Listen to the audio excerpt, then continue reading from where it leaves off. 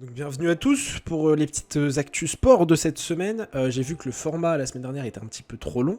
J'ai vu que la vidéo Actu Sport avait fait beaucoup plus de vues que... Enfin beaucoup plus. Elle a fait une dizaine de plus de vues que la vidéo Actu Sport. Mais je pense que le format était trop long, donc je l'ai raccourci un peu cette semaine. Donc j'espère que ça vous plaira toujours autant. N'hésitez pas à laisser le petit commentaire sur YouTube.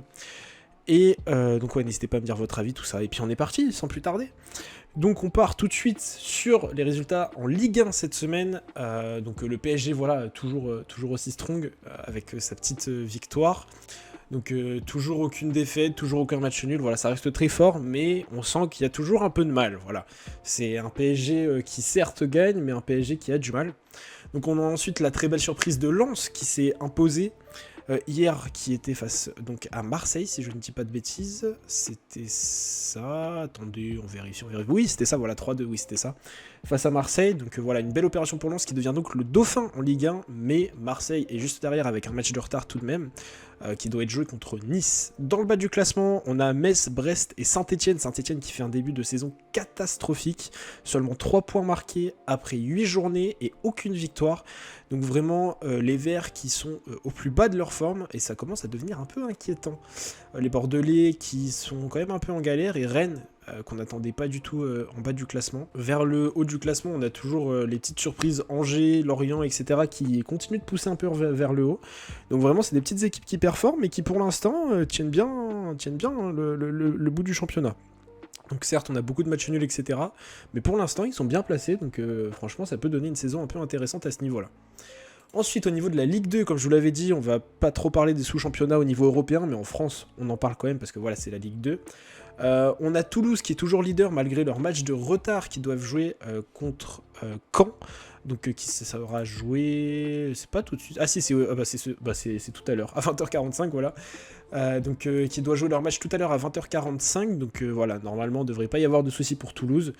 Caen qui n'est pas non plus sur une grande forme en ce moment, qui reste quand même sur 5 matchs sans victoire, si ce n'est plus d'ailleurs. Auxerre, ils ont fait match nul face à Sochaux. C'est plutôt une mauvaise opération d'un côté comme de l'autre, puisque Sochaux aurait pu prendre l'avantage sur Auxerre et Auxerre aurait pu prendre l'avantage sur Sochaux. Donc là, c'était vraiment une bataille pour la montée. C'était un beau match malgré le 0-0.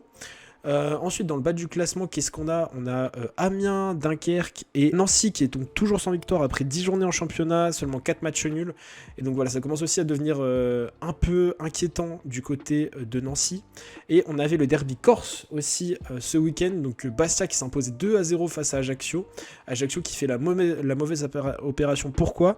Parce qu'ils auraient pu revenir au classement, donc voilà, tenir leur position de dauphin, sauf qu'ils l'ont pas fait, et donc du coup ils sont un peu en galère, ils sont redescendus 4ème. On va passer maintenant à la première ligue. En première ligue, Tottenham a chuté mesdames et messieurs dans le derby du nord de Londres, et ça me fait mal au cœur de dire ça, mais ils ont chuté face à Arsenal, défaite 3-1, Arsenal qui est repassé devant Tottenham au classement, alors que je le rappelle, à la 3ème journée, Tottenham était leader et Arsenal était dernier.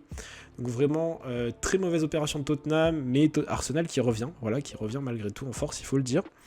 Liverpool qui reprend la tête du championnat anglais, donc avec un petit point d'avance sur Manchester City. Complète le classement Chelsea, Manchester United et Everton. Voilà, Everton qui reste à un niveau constant depuis quelques années. Voilà, on les attend dans ces places-là, entre les 4 et 7e places à peu près. Donc voilà, Everton qui reste à un niveau à peu près constant. Et dans le fond de la grille, on va dire ça comme ça, Leeds, Burnley et Norwich, voilà, c'est des équipes qu'on n'attend pas au niveau, qu'on sait qui font un peu des allers-retours entre le Championship et la Première Ligue. Donc voilà, c'est des équipes qui sont là un peu par logique. Watford, eux, par contre, arrivent à se maintenir un peu pour l'instant. Et Leicester et les Wolves qui font un début de saison assez décevant. En Bundesliga maintenant, le Bayern continue de dérouler. Voilà, donc ça y est, ils ont maintenant 3 points d'avance sur les Leverkusen. Leverkusen qui malgré tout reste sur une belle saison pour l'instant.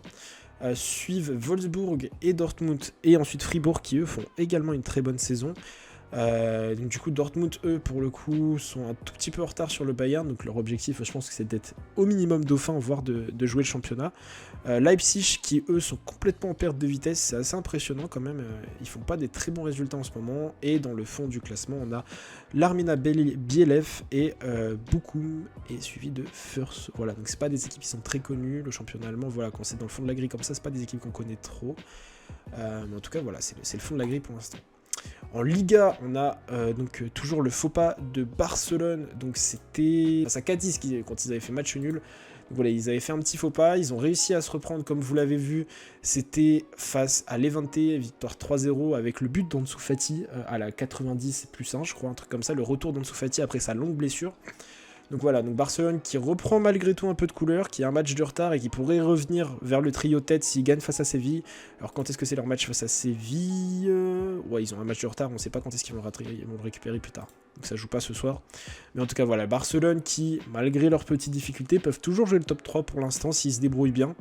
L'Atlético qui eux aussi voilà, continue un petit peu sur leur lancée, un petit peu plus faible que d'habitude, mais bon voilà, ils sont pas à grand chose d'écart les 4-5 devant. Rayo eux par contre sont une très bonne surprise, donc eux pour l'instant ils jouent l'Europa League, ils jouent la qualification et pour l'instant c'est une très belle performance de cette équipe.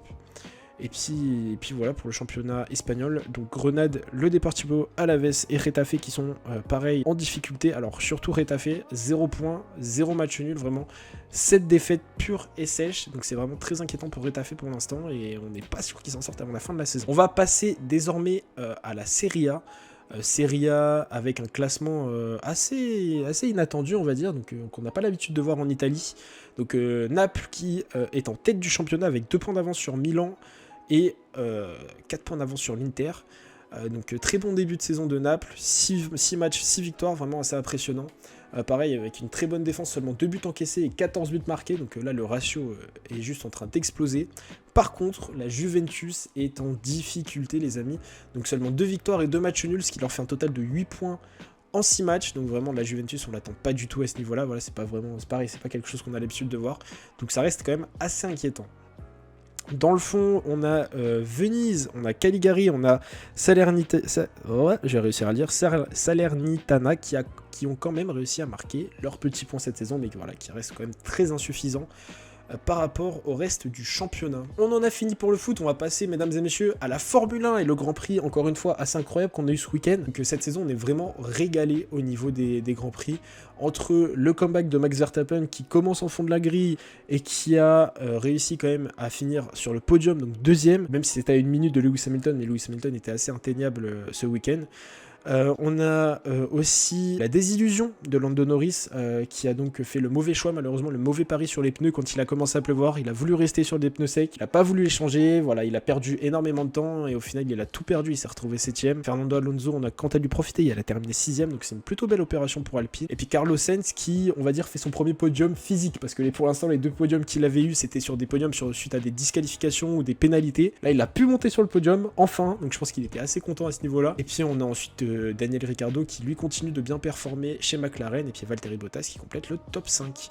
On a également George Russell qui a encore marqué des points avec Williams, pardon, qui avait fait une incroyable performance lors des qualifications, qui s'était qualifié 3ème, donc là il tombe 10ème, voilà, il courait avec une Williams, voilà, tout le monde ne court pas avec les mêmes arbres, mais en tout cas il s'est même pas pris un tour sur le Grand Prix, donc ça c'est une performance à saluer quand on conduit une Williams, et donc il prend son petit point en plus qui lui permet donc au classement, il reste quand même 15ème, donc il est devant Latifi, Raikkonen, Giovinazzi, Schumacher, Kubica. Alors oui, Kubica a couru pour Alfa Romeo, donc forcément il est dans le classement, et Mazepin. Alors au niveau du haut du classement, comme d'habitude, Hamilton et Verstappen. Alors là, ce week-end, c'est Hamilton qui a repris le dessus sur Verstappen. Il avait 3 points de retard avant le début du Grand Prix, maintenant il en a 2 d'avance. Donc vraiment, ce championnat est quand même assez incroyable. Je trouve qu'on vit une saison de Formule 1 qui est beaucoup plus divertissante que les autres saisons, et puis on va avoir une bataille pour le titre serrée jusqu'au bout, et ça c'est vraiment intéressant, mais à fond. Au niveau des constructeurs, Mercedes, là pour le coup un coup d'avance sur Red Bull, donc plus de 30 points d'écart, 33 points d'avance, donc là pour le coup Red Bull vont un peu galérer à remonter. Je pense que le titre constructeur est déjà un peu joué, alors certes ça va vite en constructeur, mais si Mercedes, qui n'ont pas l'habitude d'abandonner, qui n'ont pas l'habitude d'avoir des failles moteurs, continuent sur ce rythme-là, je pense que ça peut le faire pour eux. Ils ont pris assez d'avance. Ils peuvent même se permettre de faire 1 ou 2 petites erreurs avant que Red Bull les rattrape, ou alors il faut vraiment que Red Bull enchaîne les masterclass. Mais en tout cas, pour l'instant, voilà. Pour l'instant, ils tiennent un peu leur titre. On va passer au rugby. Donc maintenant, Toulouse qui, eux, pareil, continuent d'enchaîner. Vraiment, ils sont sur un rythme assez effréné. Donc 4 victoires, 17 points en championnat, 5 points d'avance sur le Racing 92 qui, eux, ont une petite défaite pour 3 victoires. Et on a ensuite, dans le fond du classement en rugby, on a La Rochelle, Clermont et le Stade Français. Donc voilà, le Stade Français, pareil... qui fait un petit peu une mauvaise saison, hein, on va pas se mentir, donc ils ont quand même leur petite victoire, mais bon voilà, ça reste quand même pas incroyable avec moins 51 de différence de points. c'est quand même assez énorme et voilà, il faut continuer de travailler. C'est pas fini pour eux parce que voilà, on voit que dans le fond, ça reste quand même assez serré à partir de la 7ème place jusqu'à la dernière. Il y a quand même que 5 points d'écart, donc ça peut aller très vite, je pense. Donc voilà, toujours faire attention. Le fond peut revenir très vite, mais quand même faire attention au milieu parce que là, ça peut également revenir très vite. Donc c'est tout pour le rugby, il s'est pas passé grand chose. Après, au niveau des résultats, pareil, il n'y a pas eu de grosses mines, il me semble. Si, il y a quand même La Rochelle qui a mis un 59-17 à Biarritz, voilà, mais c'est à peu près tout cette semaine ce qui s'est passé d'assez trépidant. On va donc passer au hand désormais. Donc en hand, c'est toujours le PSG qui continue de dérouler, suivi par Nîmes. Donc Nîmes a le même nombre de victoires, donc pareil, 3 matchs gagnés, donc 6 points, puisque je le rappelle, une victoire au hand ne vaut que 2 points. Et avec une différence de but bien plus grande pour le PSG qui, eux, continuent vraiment d'enchaîner. C'est comme au football, hein, vraiment le PSG font la même chose. Donc Dunkerque, Saran et Toulouse qui sont en grosse difficulté. 0 points marqués depuis le début du championnat. Donc voilà, pareil, il faut se ressaisir un petit peu. Istres qui sont non plus pas au top avec seulement un petit point sur un match nul.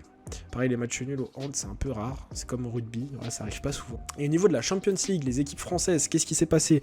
Donc Montpellier qui a malheureusement seulement un match nul, qui n'a pas réussi toujours à s'imposer en Champions League. Donc pareil, on leur souhaite de se reprendre un peu au niveau de cette compétition-là. On sait qu'ils peuvent le faire, hein, même si, voilà, en championnat, c'est pas non plus incroyable ce qu'ils proposent. Hein, ça reste... ça reste quoi, une victoire, un match nul et une défaite. C'est pas un bilan très fructueux pour Montpellier donc au niveau du championnat, et ça se ressent donc au niveau de la Champions League. Et Paris qui eux pour le coup sont sur le coup de la qualification, et puis avec une petite victoire, une petite défaite qu'on avait vue la semaine dernière, et là cette semaine ils ont réussi à gagner leur match, donc ils reviennent au niveau à peu près du Barça, même si le Barça qui eux pour le coup sont quand même assez dominants sur la Champions League. Donc voilà, on souhaite le meilleur aux équipes françaises en Champions League, et puis en espérant qu'ils vont passer les playoffs, voilà. On espère. Vive la France. Côté volley, on a Erving Ngapet qui a été élu meilleur joueur européen de volley de l'année. Et puis Laurent Tilly qui lui était le coach de la France, donc qui était le coach de la France pendant les Jeux Olympiques, mais il est parti juste après. Donc une fois qu'ils ont été champions olympiques, et qui lui a été élu donc meilleur coach. Ensuite, du côté de la MotoGP, on a une très triste nouvelle. Donc Denberta Vinales qui a perdu la vie pendant la première course de World SSP 300, donc qui est un peu l'équivalent de la F3 en Formule 1. Donc voilà, il y a eu un grave accident, tout le monde du sport automobile en a parlé et a un peu retweeté cette photo. Donc voilà, voilà, ça rappelle un petit peu les dangers du sport. On rappelle que c'est quand même les sports automobiles sont en général très dangereux et on voit que c'est pas la première fois que ça arrive et ce sera malheureusement pas la dernière. Et voilà, donc on donne toutes nos condoléances et toute notre force à la famille Vignales. Et puis on espère évidemment que ça reproduise le moins souvent possible. On va repasser au niveau du tennis. Alors qu'est-ce qui s'est passé au niveau des gros tournois? Donc il y a eu le tournoi ATP 250 de Metz, il y a eu le tournoi ATP 250 de Nour-Sultan.